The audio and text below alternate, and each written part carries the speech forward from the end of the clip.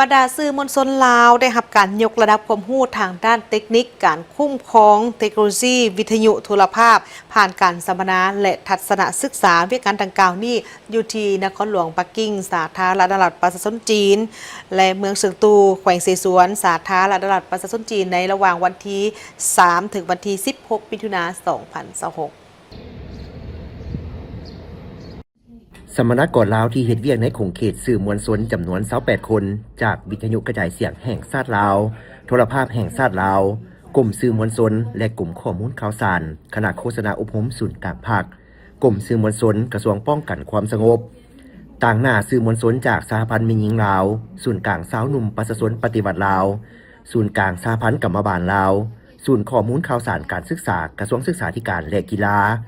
ได้รับการยกระดับความรู้ด้านเทคนิคการคุ้มครองเทคโนโลยีวิทยุโทรภาพผ่านการสัมมนาและทัศนศึกษาเวียกงานดังกล่าวอยู่นครหลวงปักกิ่งและเมืองเฉิงตูแขวงเสฉวนของจีนระหว่างวันที่3-16มิถุนายน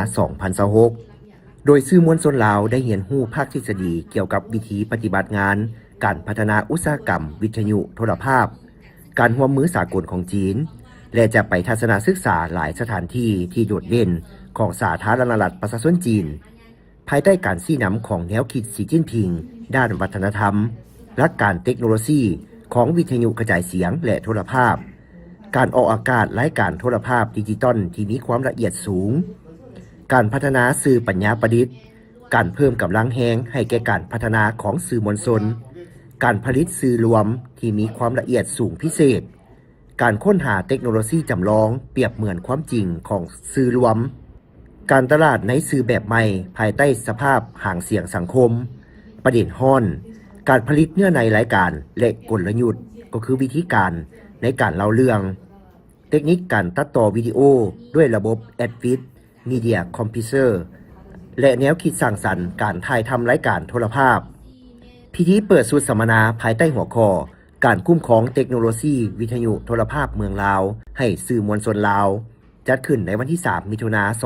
2026อยู่เมืองฉาวหยางนครหลวงปักกิ่งโดยมีท่านนางโจจี้หงหัวหน้ากรมร่วมมือสากลกรมการออกอากาศและโทรภาพแห่งชาติจีนหรือ NRTA และท่านเหอตงปัวกรรมการภาคห้องผู้จัดการทั่วไปบริษัทวิศวกรรมและเทคโนโลยีการออกอากาศและโทรภาพสากลจีนจำกัดหรือ CBIC